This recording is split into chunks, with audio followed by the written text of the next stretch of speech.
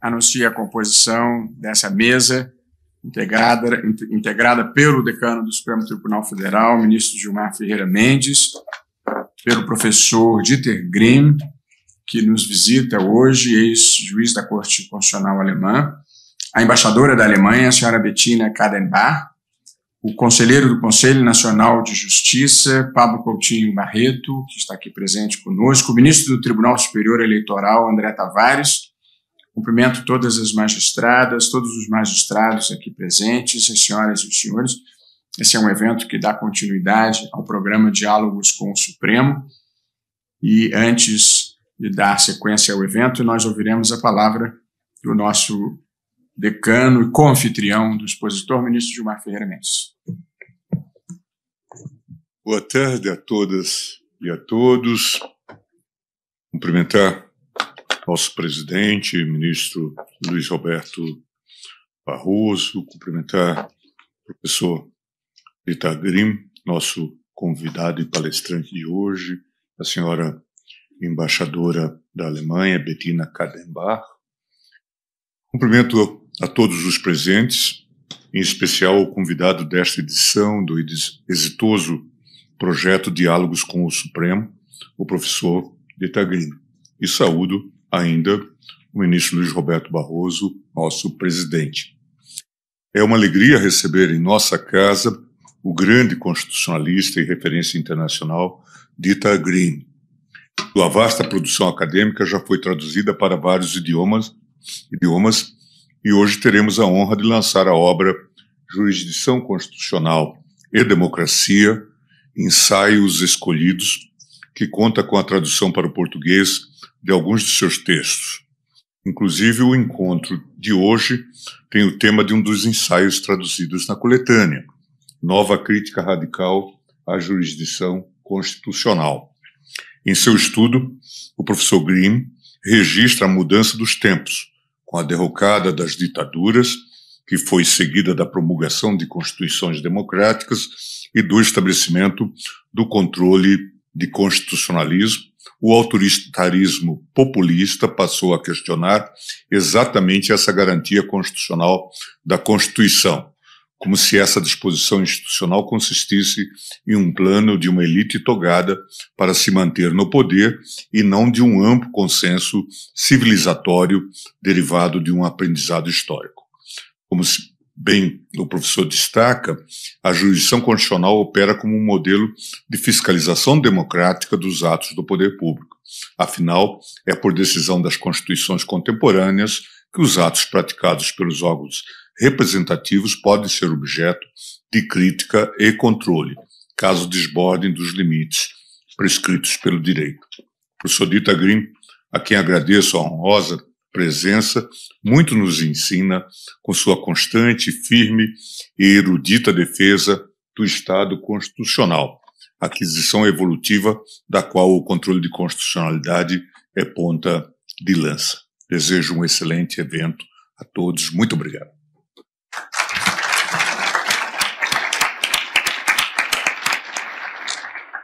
Muito obrigado, ministro Gilmar Mendes. Ouvimos agora a embaixadora Bettina Kadenbach, da Embaixada da Alemanha, que é copatrocinadora desse evento.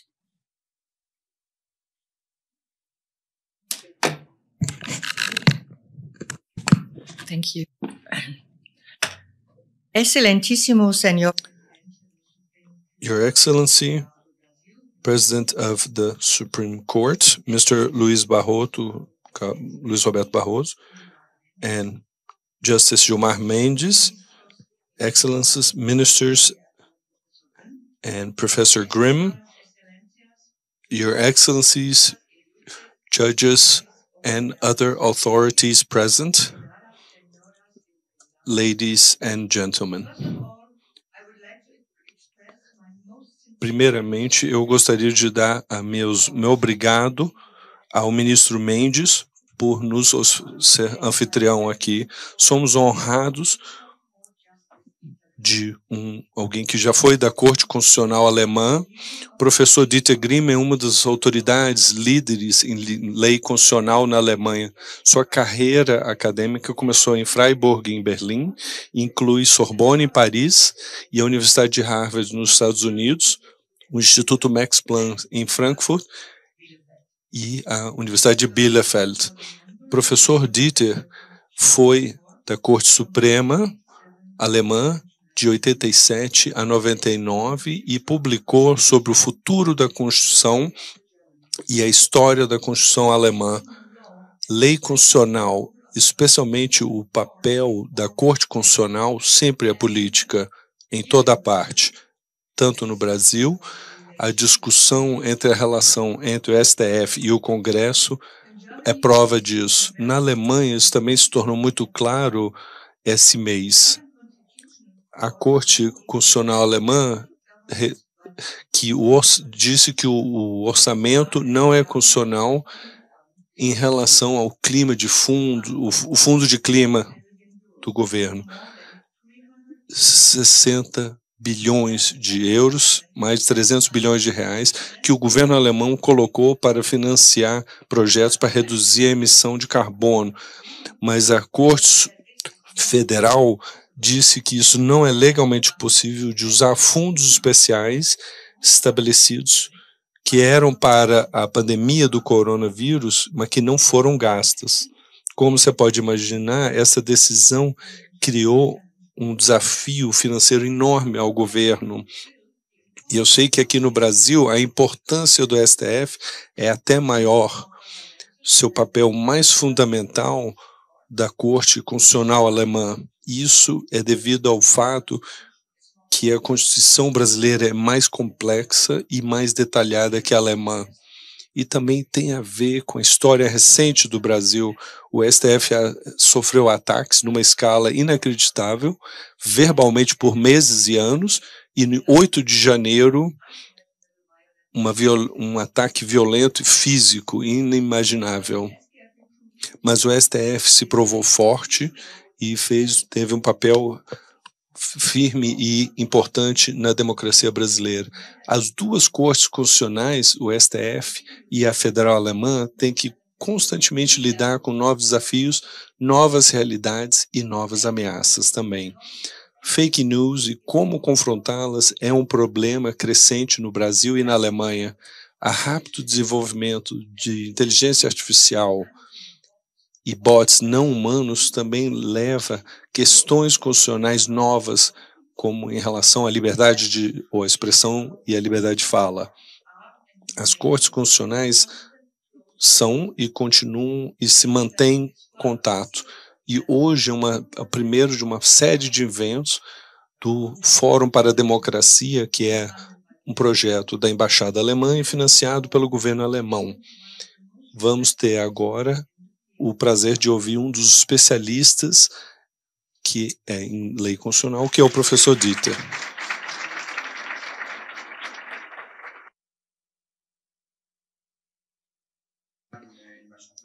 Thank you very much, Madam Ambassador.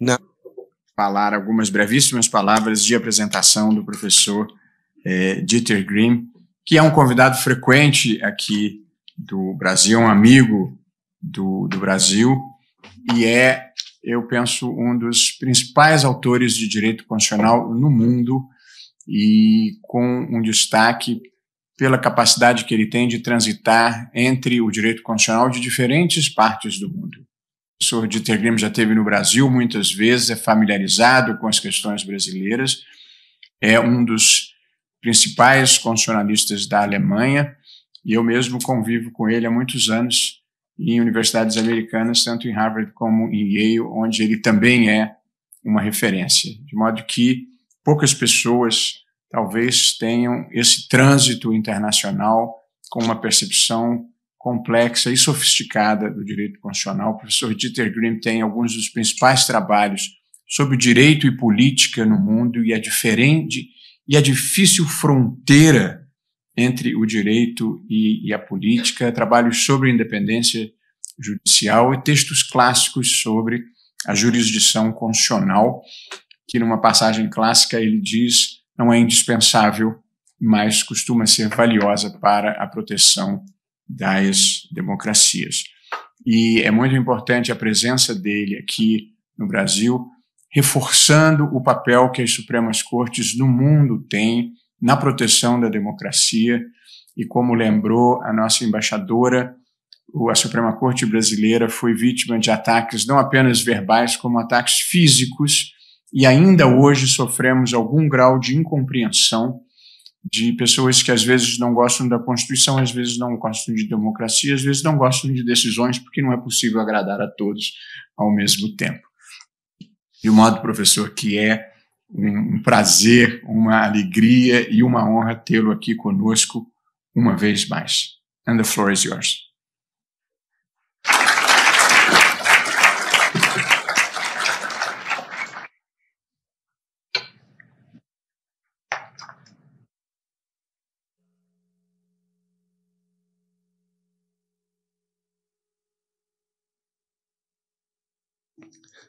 Caro presidente Barroso, ministro Gilmar Mendes, embaixadora Bettina Kadenbach, senhoras e senhores, como o presidente Barroso falou, essa não é a minha primeira visita ao Brasil, nem é a primeira visita a essa Suprema Corte, mas é a primeira vez que eu posso palestrar e falar. E eu acho que isso é um privilégio específico. E antes de começar, eu gostaria de mencionar, já que o presidente Barroso já tocou nisso, uma primeira visita no Brasil foi em 1987 e foi o ano em que a Constituição brasileira foi promulgada. E eu estava no país por 2 meses e eu viajei de Porto Alegre a Belém para dar palestras e ter conversas sobre constitucionalismo. E a minha memória é que havia um incrível entusiasmo no país sobre uma nova Constituição, combinado com uma esperança, que era um pouco irrealista, que uma vez que essa Constituição está em força, que tudo mudaria no país. Claro que sabemos que a Constituição é só um texto e ela tem que ser implementada, e a implementação pode ter obstáculos, e certamente foi o caso da Constituição brasileira, como foi de outras constituições, como a alemã também. Então, eu poderia falar sobre minhas relações amigáveis com esse país e a minha felicidade de estar aqui novamente. O assunto que eu lido não é tão feliz. 30 anos atrás, parecia que o constitucionalismo tinha se estabelecido como uma forma de legitimar e regular o poder público, e também a adjudicação constitucional como uma forma de fazer os requisitos constitucionais contra governos relutantes. E quase todas as constituições que foram adotadas na segunda metade do século XX, especialmente aqueles adotados sobre as mudanças seminais dos anos 80 e 90, a adjudicação constitucional foi estabelecida e as cortes constitucionais e os cortes supremas com um poder de revisão. E foram estabelecidos em muitos desses países. Era integrado como uma forma integral de constitucionalismo e não poderia ser omitido sem ter o risco da falha do projeto constitucional. E muitas dessas cortes supremas novas tiveram começos impressionantes. Hoje, 30 anos depois, ou 30 anos mais tarde, o mundo constitucional se parece diferente. Num número de países, o constitucionalismo tem sofrido pressão política de forças populistas que vieram ao poder, e cortes constitucionais foram as primeiras vítimas de uma transição de um sistema mais democrático para sistemas mais autoritários. Porém, é importante perceber que a educação constitucional não está só sob pressão política, mas também é objeto de críticas nos meios acadêmicos. As críticas vêm especialmente, mas não exclusivamente, dos Estados Unidos, em que há uma reserva contra a revisão judicial, e um motivo dessa reserva, porque na Constituição americana não é explícita a capacidade de revisão. Então a revisão constitucional parece uma usurpação do papel da Corte Suprema, pela Corte Suprema. Mas é que nos Estados Unidos a democracia foi estabelecida antes que a revisão jurídica foi estabelecida, e era visto como uma ameaça à democracia. E a revisão jurídica na Europa veio devido à falha da democracia na primeira metade do século. Então se entendia não como uma ameaça, mas como salvaguarda desse procedimento, né? Porém, a suspeita tradicional da revisão se tornou, em alguns anos, algo radical, de uma forma, não em termos só dos excessos da revisão jurídica, ou para mais restrição pelos ministros, mas um chamado para abolir a revisão jurídica completamente, ou da força o poder das Cortes Supremas de fazerem e valer para as outras instâncias. E eu queria advocar essas mudanças não somente por figuras marginais, são acadêmicos respeitados do lado democrático, mas eles insistem que a sua afiliação política não tem papel e que eles tomam uma posição contra a adjudicação constitucional. A primeira dessas formulações radicais, em primeiros detalhes, veio Taschnet, que era da Harvard,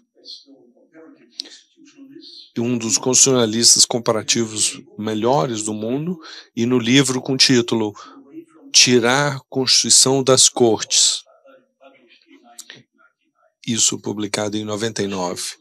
A posição do Taschnet estava num entendimento de uma Constituição que seria lei constitucional populista.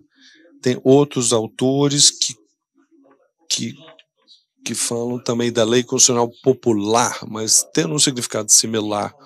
Mas quando ele chama sua teoria uma teoria populista, não tem nada a ver com o que nós agora entendemos recentemente sobre populismo, para dizer um tipo de democracia em que um partido político diz representar o verdadeiro interesse do povo contra uma elite corrupta, com a consequência de que a autoridade existe para eles para implementar a vontade do povo sem serem atrapalhados por instituições como cortes constitucionais. As críticas estão longe dessas de populismo. Quando eles usam um termo, eles querem dizer que o significado da Constituição, em casos de conflito, não deveriam ser determinado por juristas ou cortes, mas deveria ser determinado pelas pessoas, o povo. Essa palavra é icônica, we the people, é icônico nos Estados Unidos, os fundadores usavam isso. E um dos mais importantes, o Thomas Jefferson, eu não sei nenhum depositário seguro dos poderes das sociedades sem que somente o povo em si. E essa foi a pessoa mais importante que ajudou a escrever a Constituição americana. Os melhores guardiões das liberdades do povo são o povo em si. Quando os autores se referiam a isso, eles não só queriam dizer que as pessoas têm o poder constituinte para fazer a Constituição, mas também eles acham que as pessoas deveriam ter o poder último quando se exercitar o poder constitucional no negócio normal do dia a dia. O Tashnet, que todas as decisões constitucionais deveriam ser devolvidas ao povo agindo politicamente. Em outras palavras, citando ele, todos devem participar em criar leis constitucionais através de ações na política. Se você lê isso, pode-se achar que eles estão pedindo para mais plebiscitos nos Estados Unidos. Tem várias constituições estaduais, mas são ausentes ao nível federal. Mas não é isso que o Tashnet tinha em mente. O que ele tinha em mente é tirar das cortes o poder em matérias constitucionais para abolir, então, a revisão judicial e criar um constitucionalismo populista e restabelecer a autogovernança dos povos dos Estados Unidos contra a aberração que seria a revisão jurídica. Tashnet reconhece, ele entende as pré-condições, ele nomeia 3 no seu livro, e seria possível criticar o governo e deveria ter formas da expressão na esfera social. Isso pode dar a impressão que a revisão jurídica deveria estar limitada a essas pré-condições. E isso aqui é parte de um livro mais antigo sobre a revisão constitucional nos Estados Unidos, escrito por Eli, Democracia e Desconfiança, mas não Tashnet. E se nós permitirmos exceções do judiciário, não vai haver uma borda, um limite. O que a Constituição significa deve ser determinado caso por caso pelo discurso político. Que a Constituição populista, no sentido dele, que a Constituição não determina quem é errado ou correto numa controvérsia política. Ela não intervém em termos de matérias de conteúdo, e eu vou citar ele, ela nos orienta em que pensamos, em que o nosso país deveria ir. É um ponto de vista e não é um comando. Para Tashnet, isso não quer dizer um desdém da Constituição. Ele descreve a lei populista constitucional, novamente citando ele, é uma lei comprometida aos princípios dos direitos humanos básicos, justificado pela razão e em nome da autogovernança. Então, quais são o papel dos direitos fundamentais no conceito? O indivíduo pode dizer que ele tem direitos fundamentais, mas não perante as cortes. Na vida dele, é possível ter como limitação, mas não necessariamente na Constituição é suficiente se tiverem garantidos na lei ordinária. Mas foi na experiência dos colonos americanos que os direitos que eram garantidos a nível estatutário não são proteção suficiente do indivíduo contra a soberanidade parlamentar, como existia. E por isso que os colonos americanos tiraram o poder do parlamento para o povo e estabeleceram direitos fundamentais a nível constitucional, e estabelecendo acima do parlamento. Para o Tashnet, o que os colonos americanos lutaram contra a lei britânica, agora era o modelo para a lei americana. O Tashnet concede que, de como ele chamava, uma forma fina de constitucionalismo, diferente do constitucionalismo rico com a jurisprudência da Corte Suprema.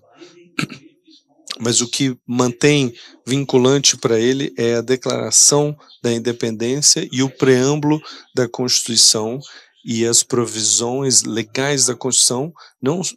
Não é que não tem importância, mas elas não são a maior. E botaram termos para o discurso.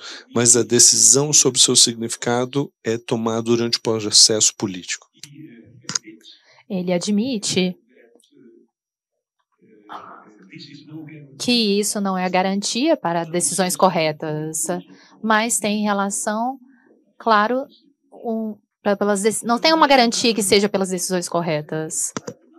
Como eu disse, tem muitas pessoas que defendem essas ideias e eu gostaria de completar essa visão por Harry Kramer, um professor da Universidade do Texas, que escreveu um livro falando que as pessoas, que o título do livro é Constitucionalismo Popular e Revisão. E nesse livro ele usa predominantemente o conceito histórico. E isso não foi revisado com o Tushnet, mas é relacionado com a questão da supremacia. Para ele, a Constituição não pode ser somente o produto de uma vontade política ou popular, mas a Constituição deve também estar no processo de aplicação. E é um produto disso, tem que permanecer nas mãos das pessoas.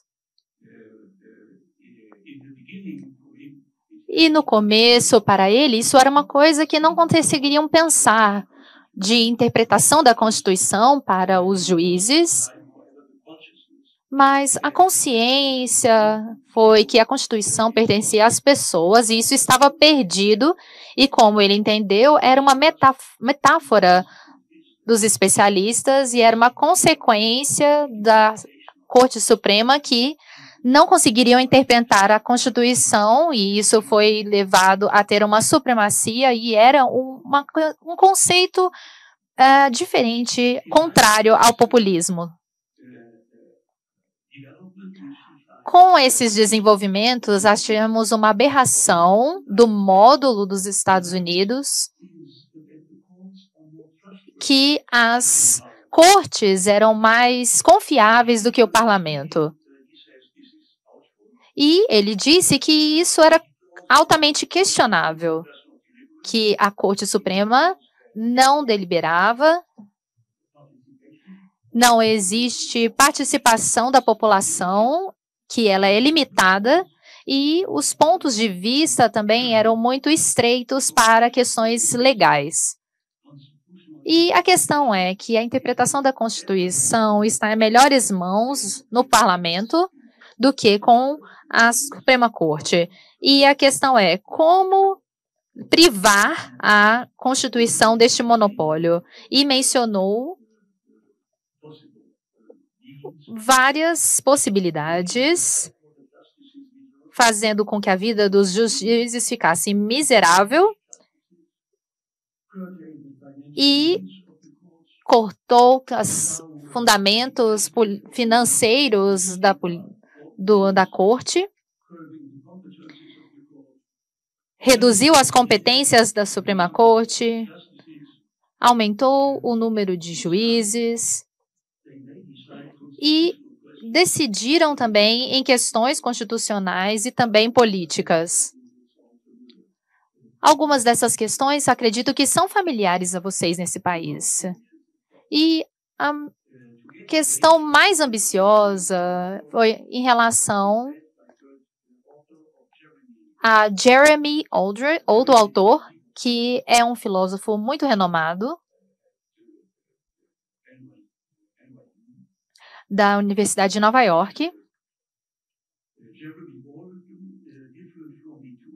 Diferentemente dos outros dois autores mencionados, ele tinha uma questão filosófica e rejeitou todos os argumentos empíricos sobre a Constituição, sobre questões constitucionais. E ele queria basear suas respostas em princípios. E disse que se tivermos os melhores ministros da Suprema Corte,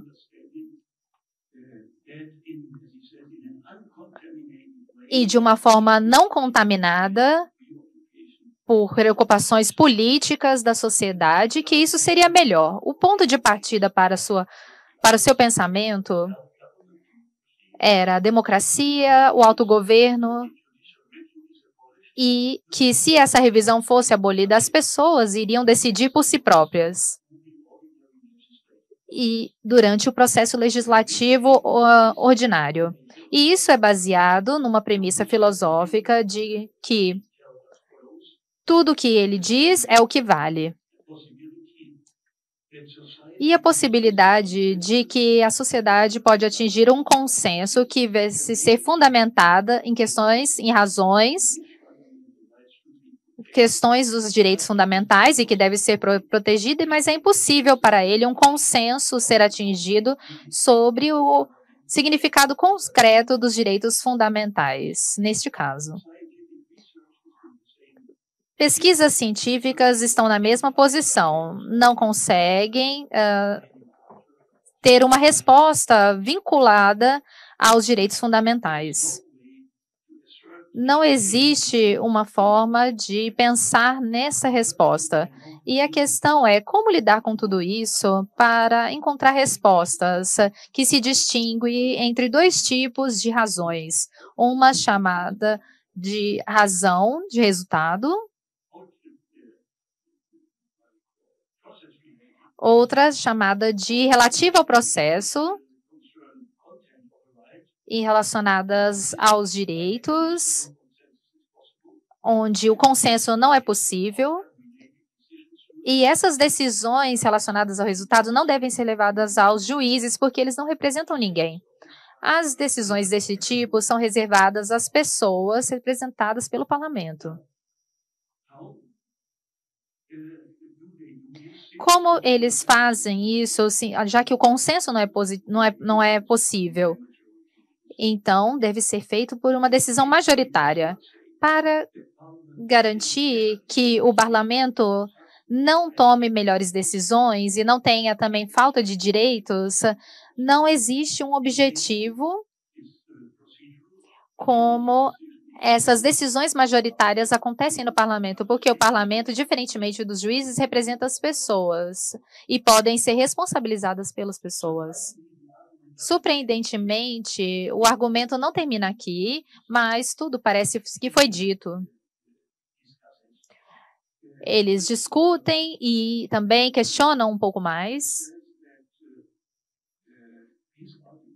E disse que esses argumentos só devem ser levados em conta em certas condições. E essas condições são democracias, a democracia no país deve funcionar, o judiciário deve funcionar mais ou menos bem, a população deve estar a favor da existência de direitos fundamentais, mas não consegue atingir o consenso.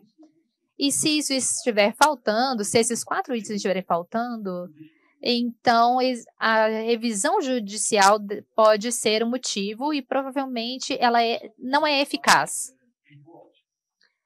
Então, o meu relatório, baseado em 3 obras para a situação, como eu disse, não são as únicas. Então, o que pode ser dito sobre essas decisões?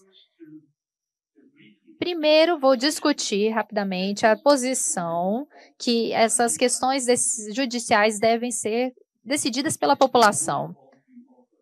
Isso é uma coisa que os 3 autores compartilham. Se nós perdemos as pessoas para decidir sobre as questões constitucionais,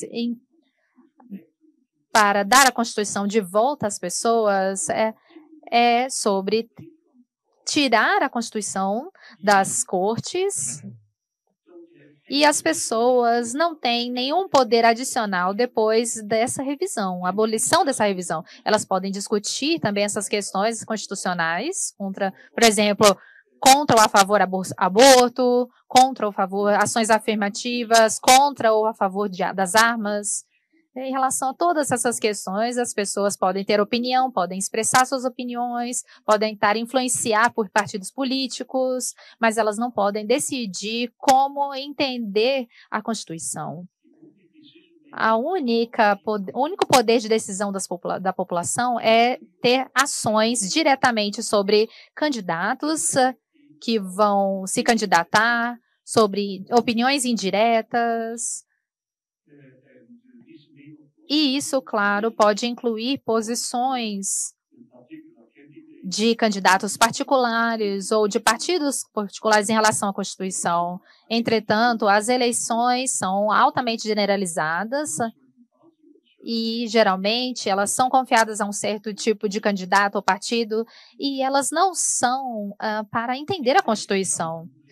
Se existe uma pessoa que tem mais poder depois da abolição dessa revisão tradicional, é dos poderes políticos, depende da eleição e, geralmente, é sobre um não controle dos membros do parlamento. Eles estão ponderados para agir de acordo com seu entendimento da Constituição, sem enviar nenhum tipo de controle e sem entender a Constituição. A Corte Constitucional está fora, as pessoas não tomam seus lugares e, sob essas condições, as pessoas fazem sentido somente se as pessoas forem identificadas com seus representantes, para dizer que a vontade dos seus representantes não é atribuída às pessoas, é idêntico à vontade das pessoas. Esse claramente não é o que a Constituição americana tinha em mente. E era uma inovação dos colonizadores americanos comparados aos britânicos e os seus representantes, porque, de acordo com a sua experiência do parlamento britânico, no tempo da Revolução, e de acordo com a experiência com seu próprio parlamento nos estados que se tornaram independentes, eles descobriram que uma distinção entre as pessoas e o parlamento, e isso é absolutamente necessário, porque existe sempre a possibilidade de que os representantes estejam alienados das pessoas e tenham seus próprios interesses egoístas. Por essa razão,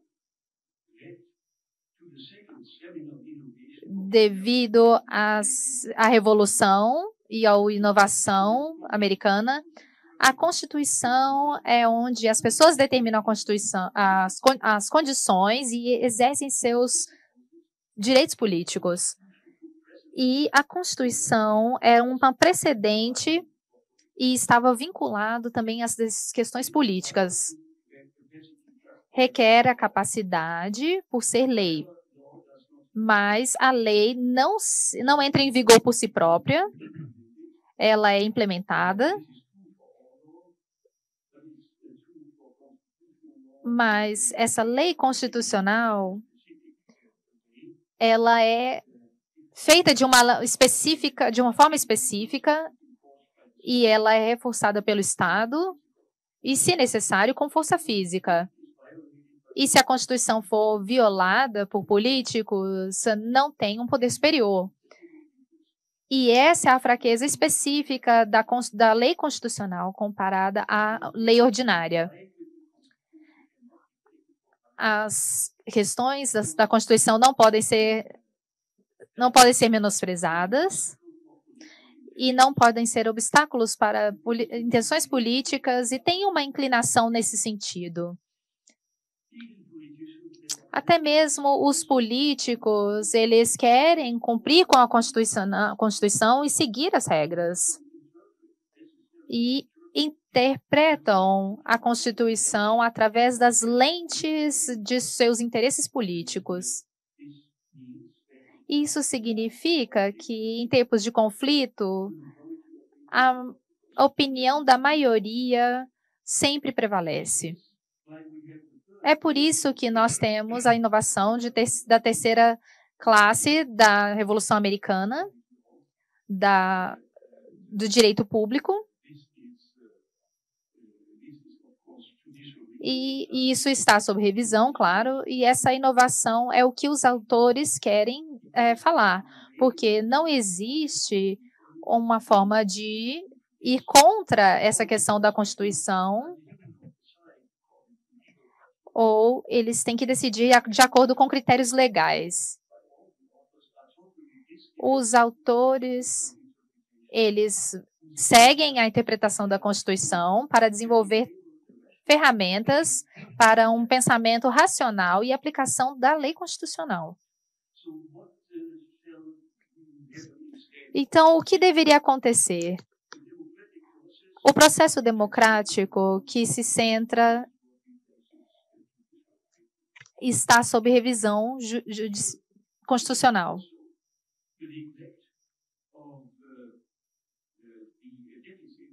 O déficit do sistema representativo não discute a interpretação, não discute a interpretação nesse caso. Mas existem outros déficits da representação da democracia, e entre as pessoas e o parlamento, entre os partidos, eles estão exercendo as suas poderes políticos, e essas são as condições para ganhar uma eleição. Então, isso é predominantemente o que determina o comportamento de partidos políticos. Não é sempre no interesse da sociedade que ser capaz de estar organizada e influenciar decisões políticas, essas que podem ser organizadas, não podem ser igualmente serem impostas, e ao agravamento de certos interesses podem se combinar com mídias e outros não,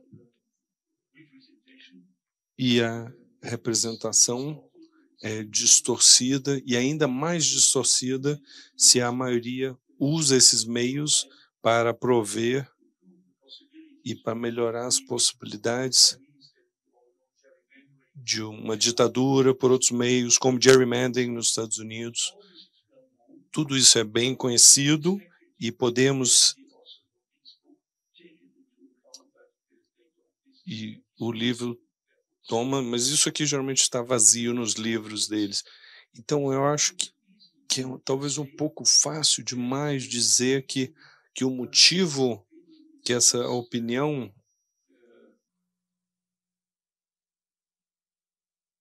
é uma subestimação dos déficits do processo democrático e a sobreestimação sobre o processo jurídico. De novo, temos que olhar esses conceitos de populismo constitucional desses autores, as questões constitucionais sendo decididas pelo povo. Nós sabemos que isso não pode ser levado literalmente, isso tem que ser traduzido. Questões constitucionais têm que ser decididas num processo democrático e não jurídico. Porém, as constituições de preencher as suas funções somente para aqueles que falam e que agem em nome do povo, se essas regras são firmes ou vinculantes. Se elas não são, isso pode ser distorcido. A condição fundamental de ter uma Constituição efetiva é a normatividade da Constituição, e todos os autores não prestam atenção à normatividade, e para eles é um espaço vazio. A Constituição é só um ponto de início para o discurso, e as questões são respondidas tendo a Constituição em mente, mas a Constituição não estrutura mais esse processo. Para os autores, estruturar isso, esse processo de fazer Constituição, seria um processo contínuo.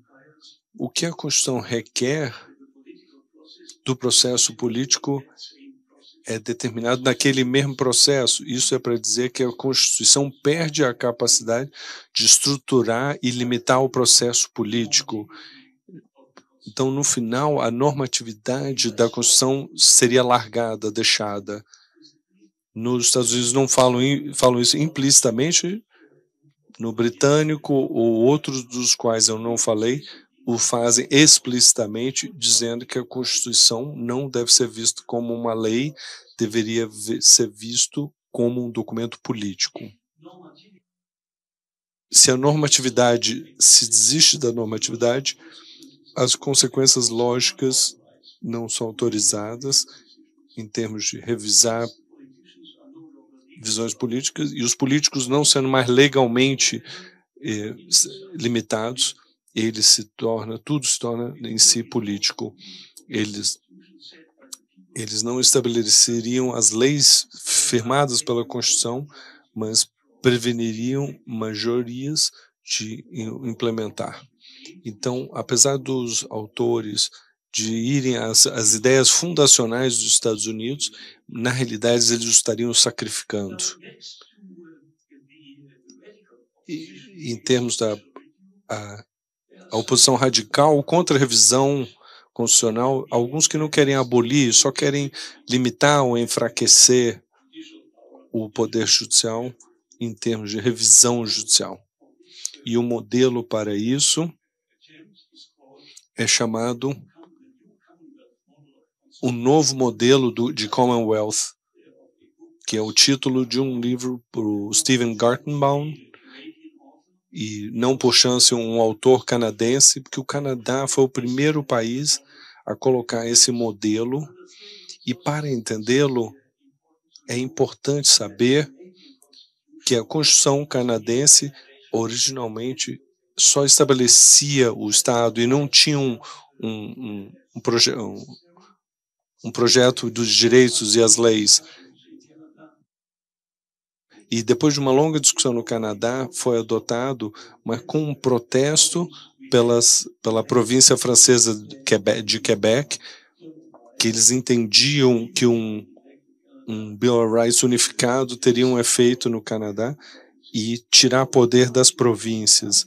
Então, para passar pelos protestos de Quebec, fizeram uma cláusula que permitia que o parlamento canadense que sobrepujasse a decisão de uma corte constitucional, e a lei pode continuar por 5 mais anos, e a rejeição da lei então pode ser renovada. E por isso que o modelo do Commonwealth é similar, mas não há provisões idênticas no Reino Unido e na Nova Zelândia. Usualmente, essa forma fraca é vista como uma forma deficiente de revisão jurídica, que para sobrepujar essa revisão, se não fosse, aí não teria uma declaração de direitos no Canadá. Então foi a segunda melhor solução, mas é raramente usado no Canadá. Eu não vi nenhuma instância em que o parlamento usou essa cláusula, e eu sei em que o parlamento usou. E nesse livro do Gartenbaum, que eu não menciono agora, não é somente uma de revisão, mas é a forma melhor, em que a forma forte, que é o excepcionalismo europeu depois da Segunda Guerra, é chamado melhor porque é capaz, no Gartenbaum, de reconciliar a democracia com a revisão jurídica. O parlamento não é reduzido, as instituições são forçadas a entrar num diálogo, a um melhor equilíbrio entre direitos fundamentais e democracia.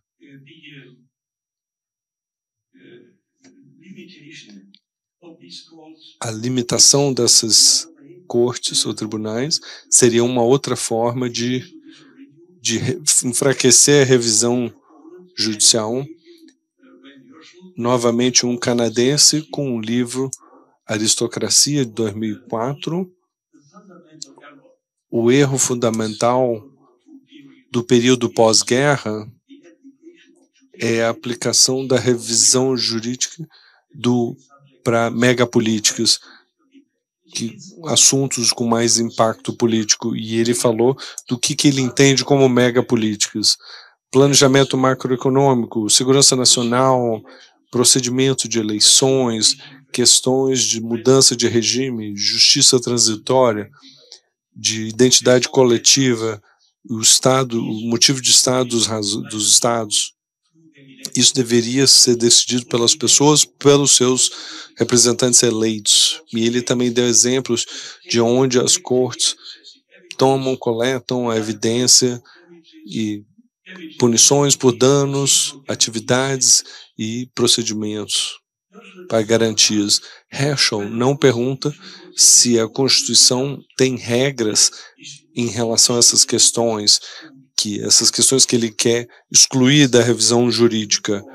É o suficiente tirá-las das cortes quando eles têm um alto impacto político. E as novas regras são regras para comportamentos políticos, independentes se essas regras incluem megapolitics, políticas ou política normal. As regras são para ser seguidas,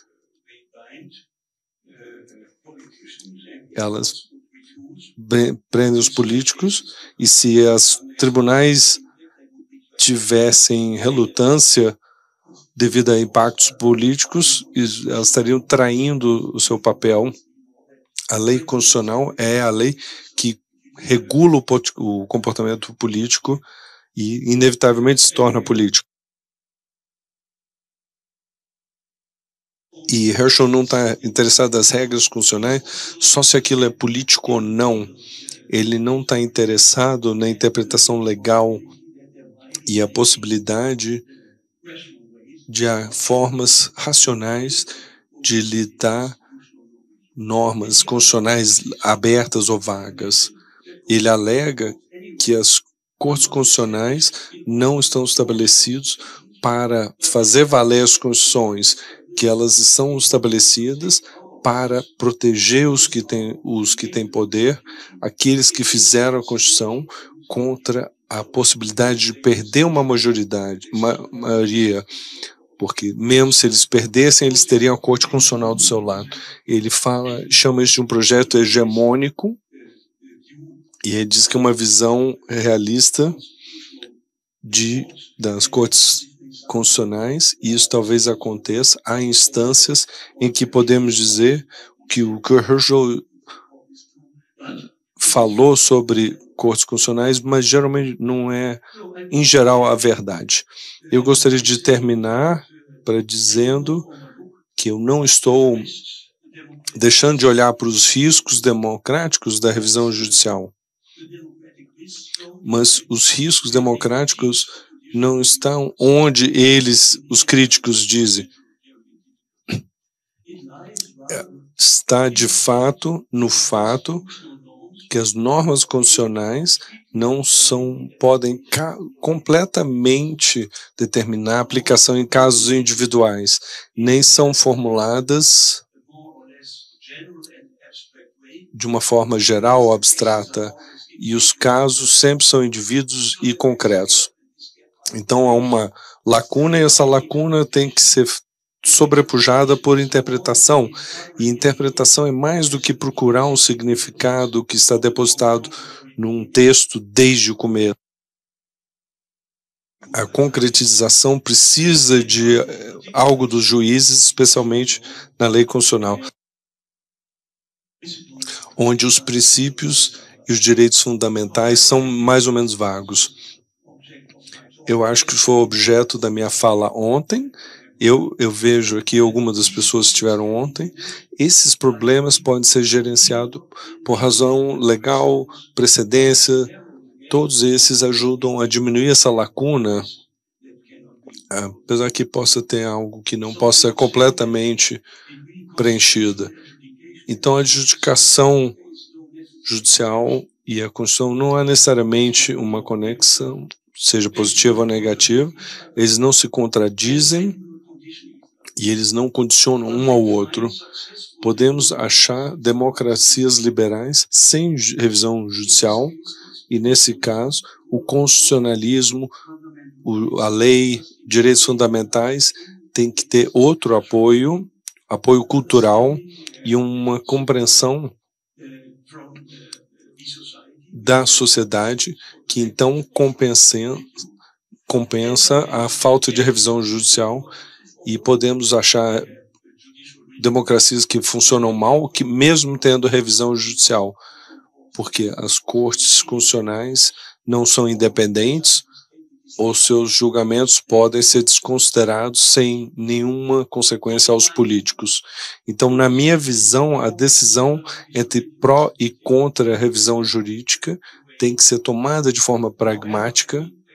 Eu acho que a experiência mostra que, sem revisão jurídica, a relevância das Constituições seriam pequenas. Isso é particularmente importante para direitos fundamentais. Eles estariam sem impacto legais no século XIX e a primeira metade do século XX em muitos estados, porque não havia organização através de cortes constitucionais. O novo crítica radical da revisão judicial é um indicador de uma mudança depois de um período de euforia constitucional e um período, às vezes, de hiperatividade jurídica. A crítica é democraticamente motivada, mas coincide, como eu falei no início, com uma tendência por forças populistas de estabelecer um tipo diferente de democracia. E paralisar cortes constitucionais é o fato com o qual eles tentam começar. O meu colega famoso americano, e no seu livro mais recente, que já estava escrito em termos dessa ameaça populista no país, com uma corte bem funcional que demoraria décadas até essas populistas tivessem sucesso, mas ele não discutiu a questão se a transformação do sistema começa com a abolição de uma corte constitucional. Eles são os primeiros alvos nas tentativas de mudar os regimes no sentido populista. A crítica que eu relatei pode se tornar um argumento útil por aqueles que têm um outro sistema democrático em vista. Então, as nossas críticas podem dar apoio aos esforços. E, no fim, eu acho que há o tempo deles repensarem seus conceitos de um constitucionalismo populista. Muito obrigado pela sua atenção.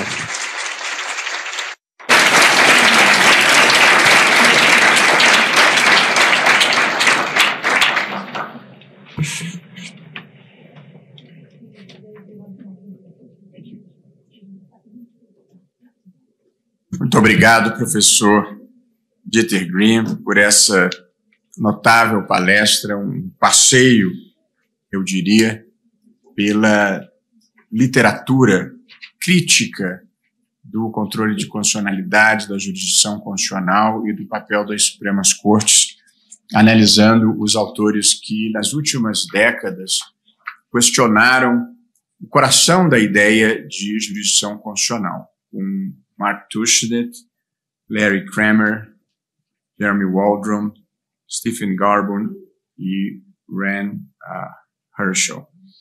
E, na conclusão, e dizendo que a jurisdição constitucional não é indispensável, porque há democracias que não adotam essa fórmula, mas que é muito importante, ele destaca a circunstância de que a Constituição jamais poderá ser totalmente objetiva. As normas constitucionais não trazem em si a solução para todos os problemas. Sempre haverá algum grau de subjetividade na sua interpretação e, portanto, sempre haverá alguma dimensão política na jurisdição constitucional. Não, evidentemente, no sentido partidário, mas no sentido de que os juízes, na sua visão de mundo, projetam os seus próprios valores, a sua própria ideia do bem, como é próprio de toda pessoa que julga qualquer situação.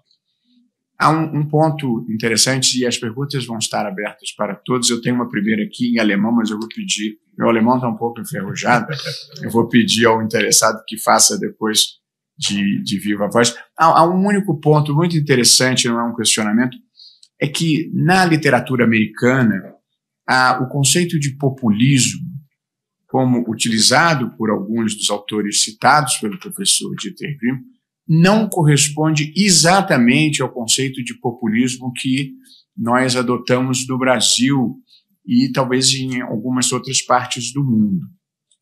No sentido brasileiro, diria talvez europeu em alguma medida, o populismo significa a liderança de algumas personalidades carismáticas que oferecem soluções simples e frequentemente erradas para problemas complexos. Tem um discurso divisivo da sociedade em nós e eles e utilizam estratégias de comunicação direta com os seus apoiadores e com a sociedade, de certa forma, bypassando as instituições intermediárias e, mais recentemente, atacando as Supremas Cortes.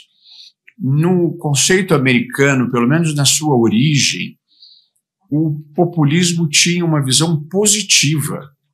Era, na verdade, um esforço de superação de uma sociedade ultraliberal e de valorização do grande capital, e o populismo identificava um pouco a ascensão das massas e de uma visão mais democrática de poder. E, portanto, o conceito de populismo de Mark Tushnet e no Larry Kramer não é exatamente o conceito que nós utilizamos aqui no Brasil como sendo uma deformação, eu diria, do processo democrático. Eu acho que esse é um ponto. Eu até gostaria de ouvir o professor Grimm antes de abrir para as perguntas, porque eu considero que esse é um aspecto que diferencia um pouco terminologicamente a nossa visão crítica do populismo, dessa visão menos negativa, pelo menos, que se tem nos Estados Unidos. E hoje em dia, no mundo inteiro, mas não nos Estados Unidos, o populismo autoritário elegeu como o seu principal adversário os tribunais constitucionais. Foi o que aconteceu na Hungria, foi o que aconteceu na Polônia, foi o que aconteceu na Turquia, foi o que aconteceu na Venezuela, foi o que aconteceu na Nicarágua.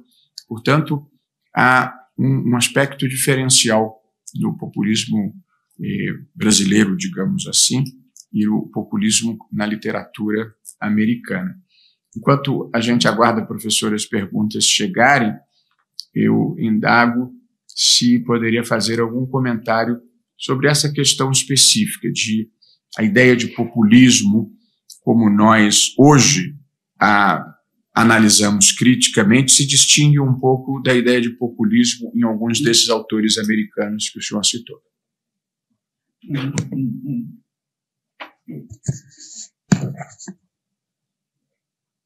It's on. Good. I think that in our days, populism is é um sinônimo meio geral, mas vem em diferentes formas em diferentes países e áreas do mundo. O desenvolvimento geral acontece de diferentes formas. Eu acho que você está certo quando diz que na Europa a gente fala de populismo e movimentos populistas. A gente não se referencia tanto aos líderes carismáticos. A gente fala de um grupo, de uma elite que tem esse conhecimento em relação aos direitos das pessoas, mas não necessariamente tão literal. Mas isso é bem crítico ao populismo do Brasil. Acho que é importante entender que os autores sobre os quais eu falei aqui hoje, eles estão nessa faixa dessa democracia, da democracia liberal, mas eles têm posições bem radicais. Eles são a favor de uma democracia moderna, não qualquer democracia, mas não devemos confundir com o movimento populista sobre o qual nós falamos, feitos aqui no Brasil, na Polônia, na Turquia ou em qualquer outro lugar. Não está limitado a somente alguns países. Então, não estaria correto postular o populismo americano se alguém abordasse como um sistema mais autoritário.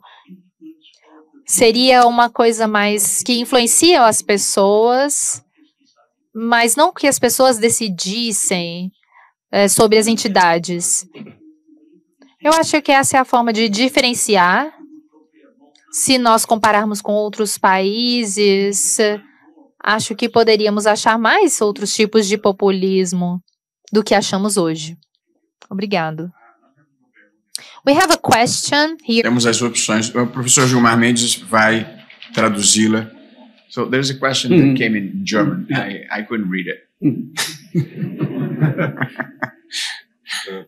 Professor Green, pergunta de Carlos Viveiros. Recentemente, a Corte Constitucional Alemã decidiu a propósito do caso do Nachtragshaushalt 2001 na Suécia. Do Nachtragshaushalt, que foi fácil vir, inconstitucional. Antes do julgamento ser publicado, houve uma visita do chanceler Scholz perante a Corte Constitucional para um debate social. Ou isso mereceu uma preocupação do debate social.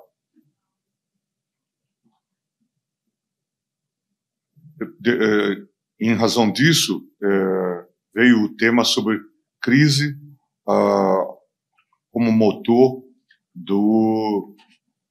da modernização do Estado. Isso significa uma grande oportunidade, ou uma questão sobre si. A Corte Constitucional, nessa decisão, deveria ter decidido. Setores da sociedade consideraram também ou colocaram a parcialidade ou a imparcialidade da Corte em questão. Consideraram, eventualmente, colocaram dúvidas sobre a imparcialidade da Corte. Por último, essas considerações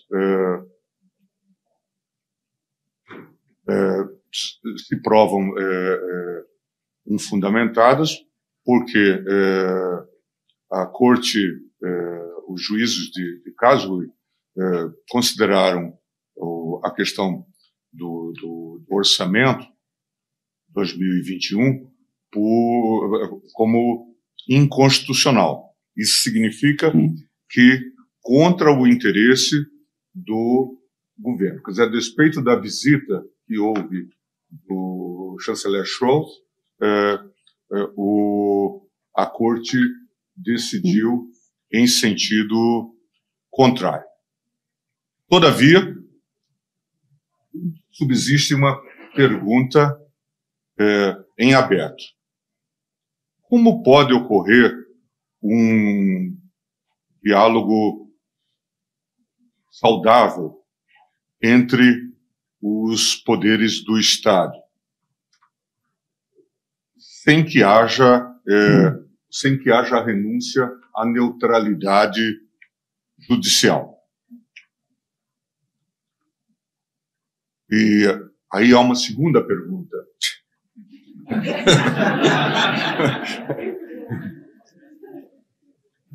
Como que se aplica o seu entendimento sobre, aqui é muito genérico, sobre o tema da fundamentação das decisões judiciais?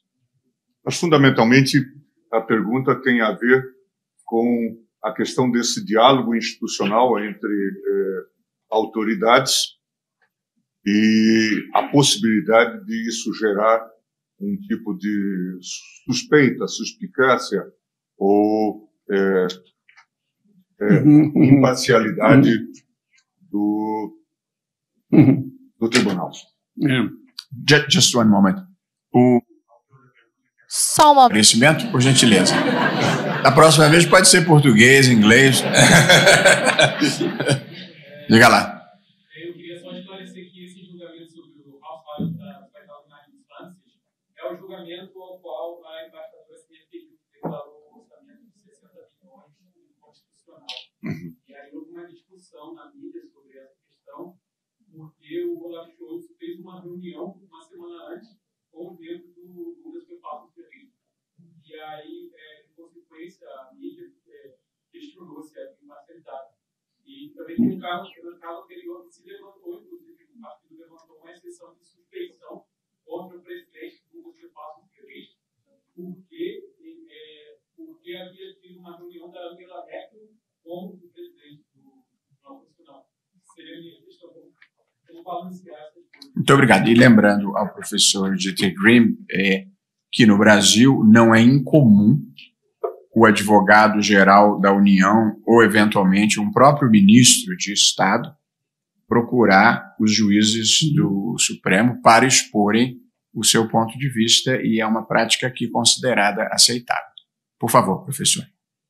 This is a considerable practice.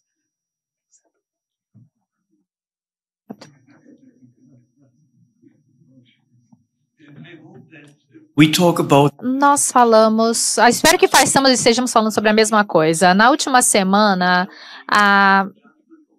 o Tribunal Constitucional considerou que foi bem importante e foi uma coisa que o embaixador alemão mencionou. Nós apresentamos nossa Constituição anos atrás e também uma limitação dos estados e de limitação em endividamento estatal e formulações complicadas. Não foi de uma forma constitucional, mas há exceções, catástrofes que não podiam ser previstas e outros similares. Então, uma enorme quantidade de dívida foi tomada para lidar com a pandemia. Mas 60 bilhões desses fundos não foram usados durante o controle da pandemia e o governo decidiu, vamos usar para outras coisas, mudança climática, melhorar o sistema de saúde, etc., coisas assim. A Corte Constitucional declarou que isso não é compatível com a limitação de assumir dívidas. Isso, em alemão, seria uma estrutura de fazer dívidas. Então, a Corte Constitucional decidiu. Então, é interessante ver que é uma mudança de condições que um governo tem 60 bilhões de euros, ou não tem 60 bilhões,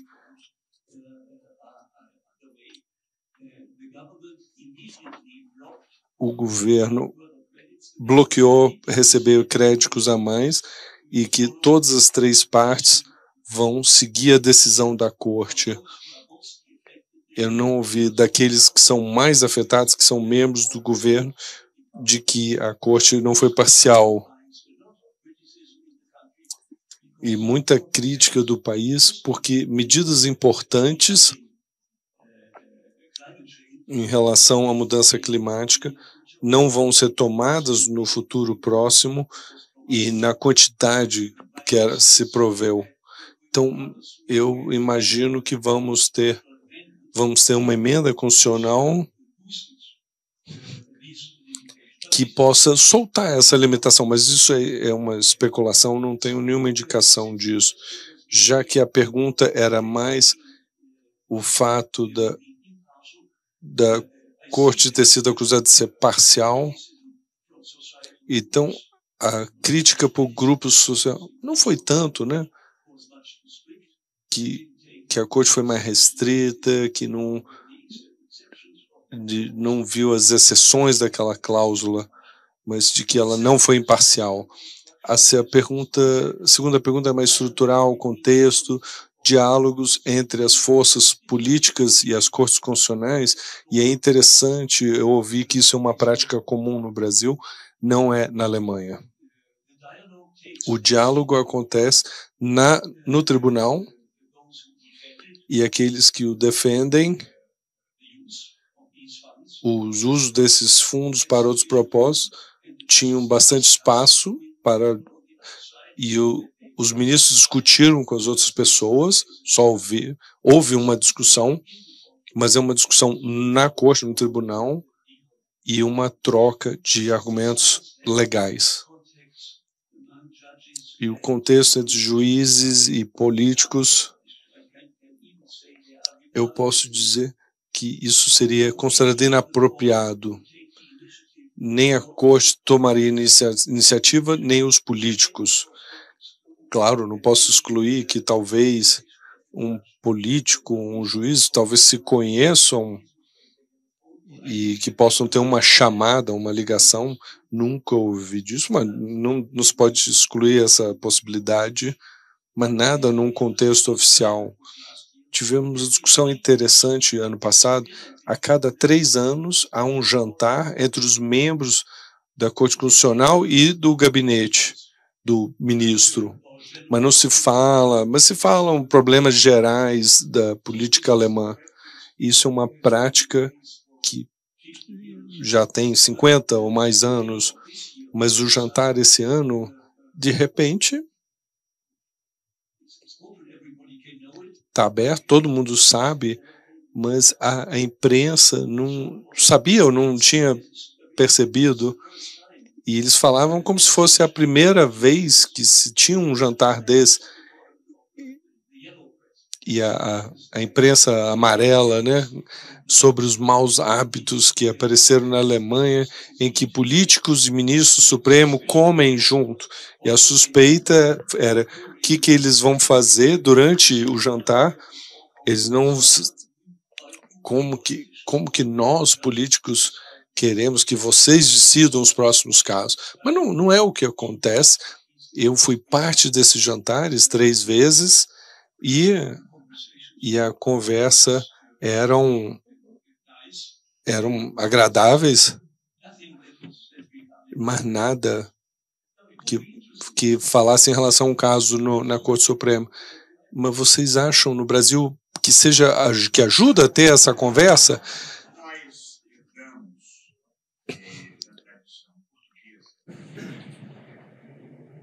Nós herdamos da tradição judicial portuguesa 2 características que não são comuns na Alemanha e na maior parte da Europa. A primeira delas é a do julgamento público. Diferentemente de outros países, no Brasil, os julgamentos são públicos, não só os da Suprema Corte. Todos os tribunais, todas as audiências e todos os julgamentos no Brasil, inclusive dos tribunais de apelação, são públicos, abertos ao público. O Supremo ainda tem a característica de, além de ser aberto ao público, é transmitido pela televisão, que é uma característica bem singular e poucos países fazem isso, com as vantagens e desvantagens que isso traz. Portanto, essa é a primeira observação, o julgamento público.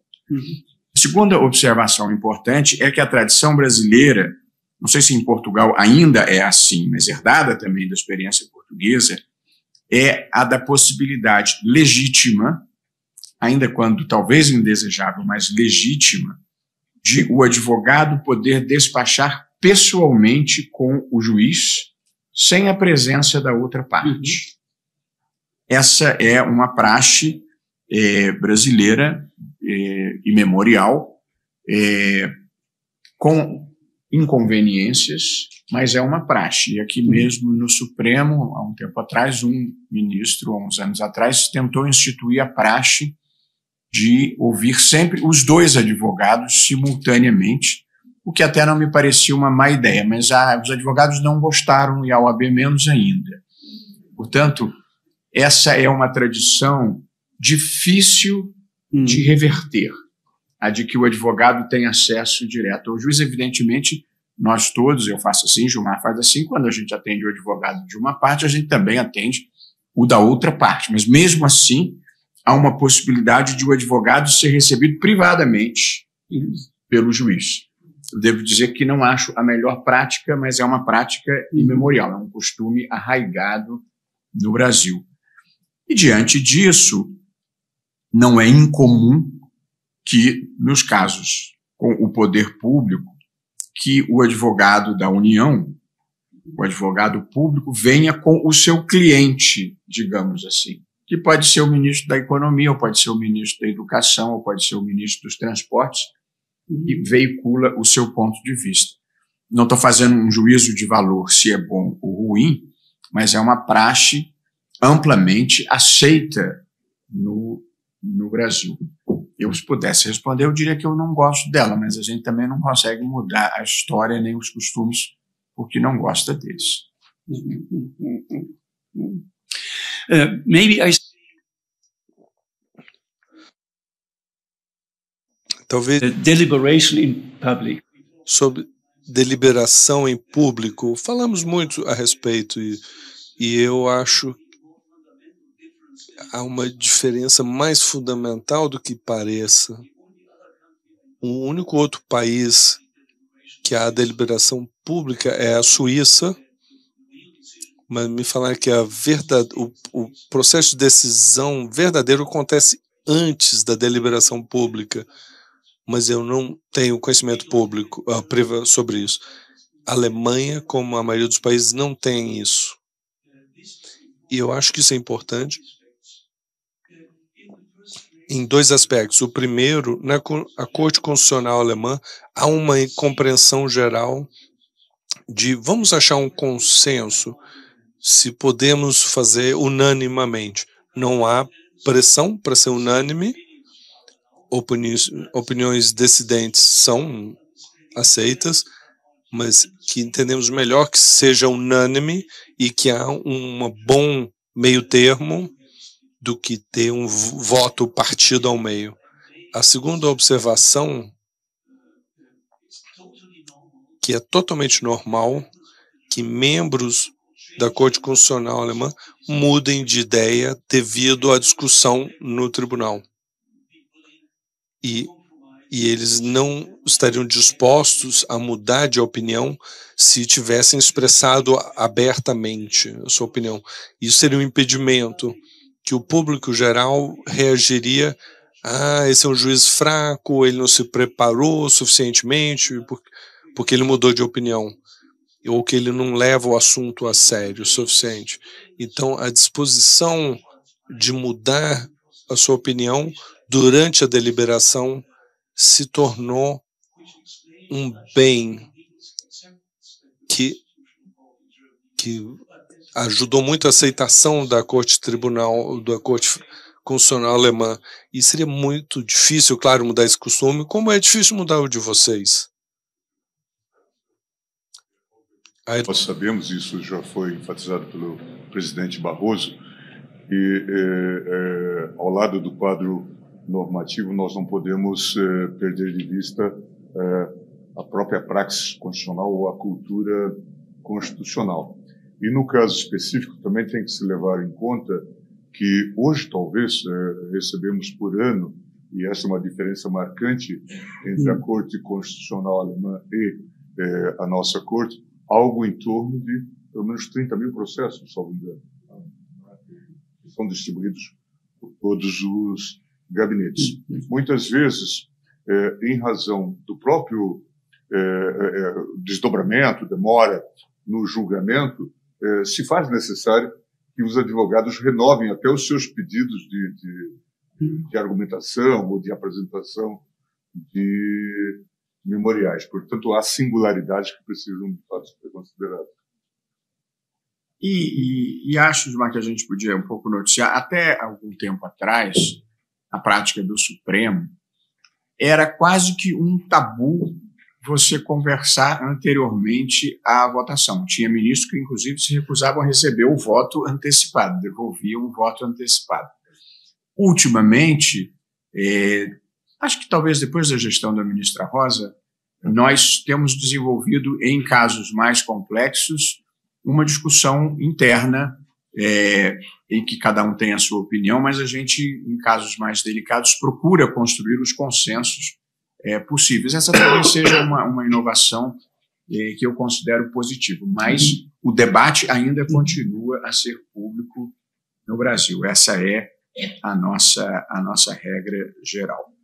Tem muitas perguntas, nós vamos ter que parar às 18 horas para o lançamento do livro do professor Peter Grimm, ordenado pelo ministro Gilmar Mendes. Uma pergunta que eu vou simplificar um pouco: como o senhor vê os riscos do fenômeno populismo, desinformação e riscos para a democracia?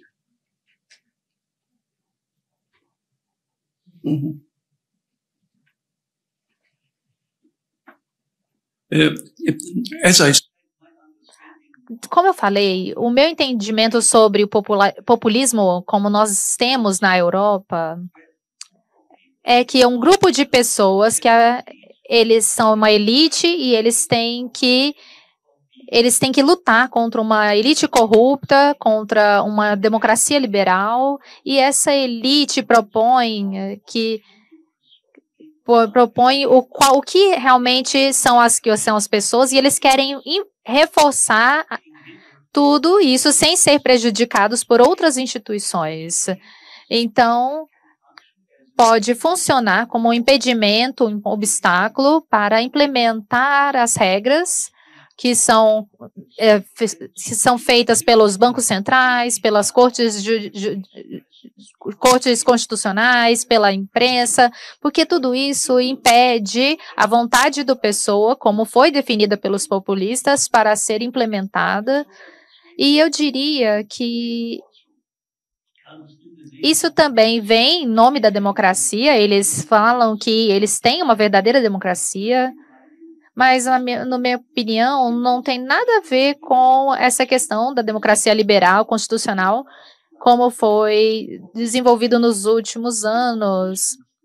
Está em todos os pontos em oposição ao que a gente entende como democracia constitucional. E é por isso que eu acho que é extremamente perigoso. E eu esperei que no curso da história a democracia, como nós conhecemos, não seria prejudicada, mas isso está acontecendo durante a minha vida e eu acho que isso é uma surpresa para muitas pessoas, não somente para mim é surpresa. Another question here. Nós aqui no Brasil temos duas figuras na jurisdição constitucional. Uma é a das audiências públicas e a outra é a dos amici curiae. Qual é a sua opinião sobre essas instituições? Sobre essas figuras? Institutions.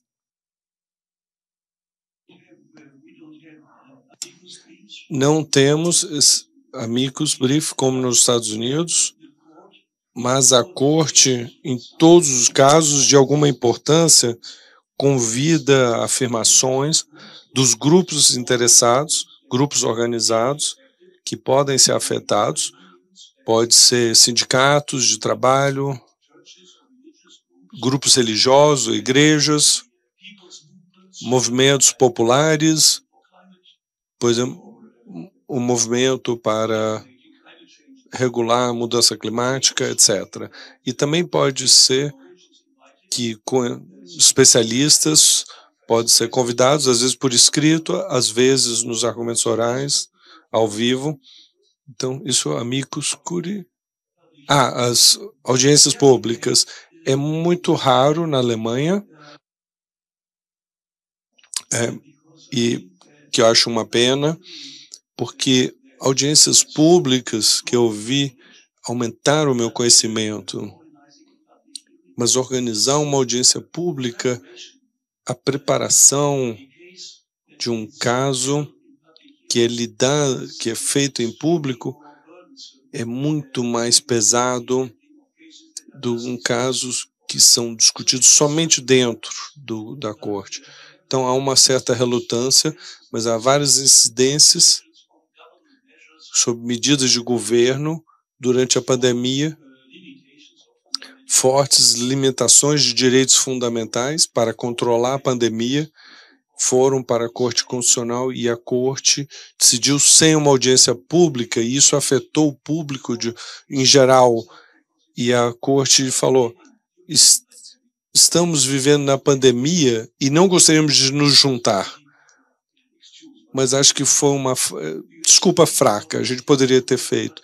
A Corte Suprema continuou funcionando via Zoom, não é o ideal, mas pelo menos é melhor do que só fazendo trocas por escrito. Se eu tivesse numa posição de mudar as rotinas na Alemanha, eu aumentaria o número de audiências públicas. Pergunta mais ainda com o tempo. As Supremas Cortes têm o papel de defesa dos direitos fundamentais. Mas como os direitos fundamentais dos grupos mais vulneráveis podem ser bem defendidos se eles não tiverem acesso ao tribunal? Seja como amicus curiae. Yeah.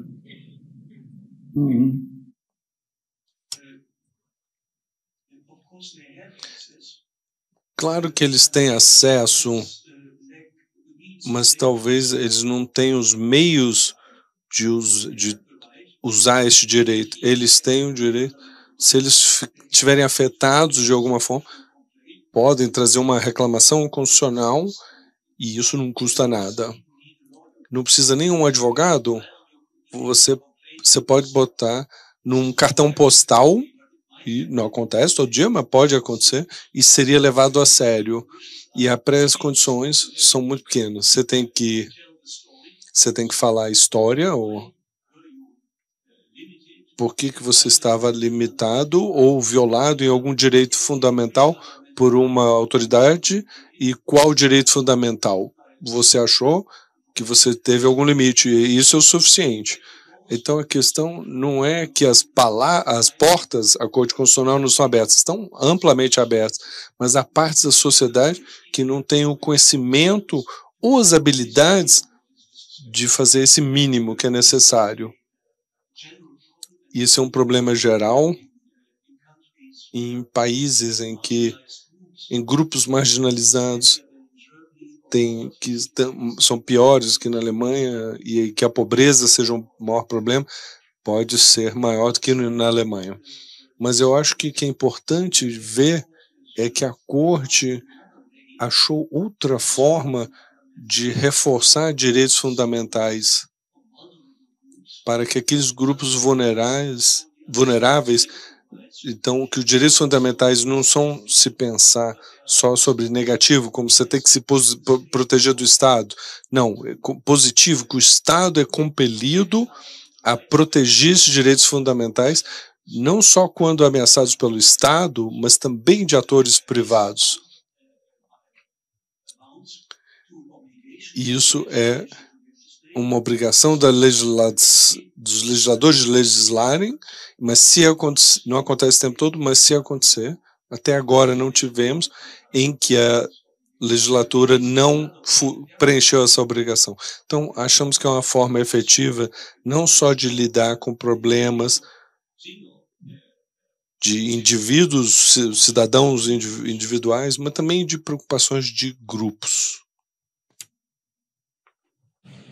Muito obrigado, professor Dieter Grimm. Eu vou ter que interromper agora a apresentação das perguntas e nós vamos todos nos deslocar até o átrio da Biblioteca Vitor Nunes Leal, onde será lançado o livro Jurisdição Constitucional e Democracia, Ensaios Escolhidos, uma edição de textos coordenados pelo ministro Gilmar Mendes. Todos estão convidados e eu gostaria em meu nome pessoal, em nome do ministro Gilmar Mendes, decano do tribunal, dos nossos servidores e assessores, agradecer imensamente.